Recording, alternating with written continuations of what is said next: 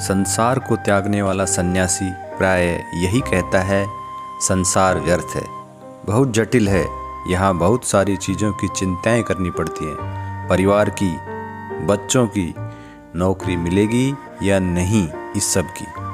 इसलिए वह कहता है इस सब से मेरा कोई वास्ता नहीं, और इस तरह से वह तथाकथित सांसारिक जीवन से दूर हो जाता है। वह गैरवा वस्त्र धारण कर लेता है और कहता है मैंने संसार को त्याग दिया है, परंतु फिर भी वह साधारण सा मनुष्य होता है और उसमें वे सारी इच्छाएं, कामनाएं, वासनाएं एवं अन्य आवेग होते हैं। वे सारे पूर्वाग्रह और संशय होते हैं जो किसी भी सामान्य मनुष्य में पाए जाते हैं। अतः उसके संसार त्याग का कुछ अर्थ नहीं होता है। हम कितनी आसानी से भ्रमित हो जाते हैं। हम सोचते हैं कि गैरवे कपड़े पहनने भर से हम सांसारिक जीवन से बाहर हो गए, जबकि गैरवे कपड़े पहनना तो सबसे आसान है।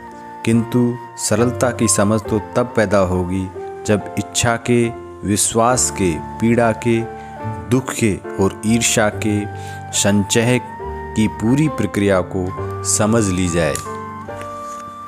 किसी मनुष्य के पास हो सकता है बहुत सारी सांसारिक वस्तुएं हों या ऐसी थोड़ी सी चीज़ें हों, किसी के यहाँ बच्चे हों या नहीं हों, पास में कुछ न होना सरलता का सूचक नहीं है।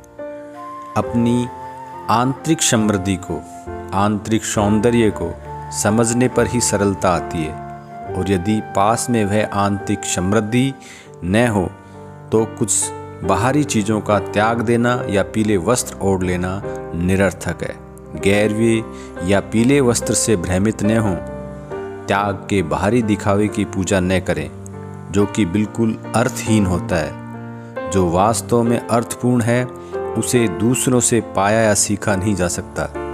जब आप सचमुच सरल होते हैं तो इस अर्थवता को अपने ही भीतर पा सकते हैं। जब आप दिखावटी त्याग रूपी भस्म नहीं रमाते हैं, बल्कि जब सारे अंतर्द्वंद्वों से, दमन की तमाम प्रक्रियाओं से, महत्वाकांक्षाओं से और छल कपट आदि से आंतरिक रूप से मुक्त होते हैं, ऐसा व्यक्ति वस्तुतः एक सृजनशील मनुष्य होता है जो सच्चे अर्थों में संसार की सहायता करता है, न कि वह सन्यासी जो अपने ही स्वप्नों में तल्लीन नदी के तट पर बैठा होता है।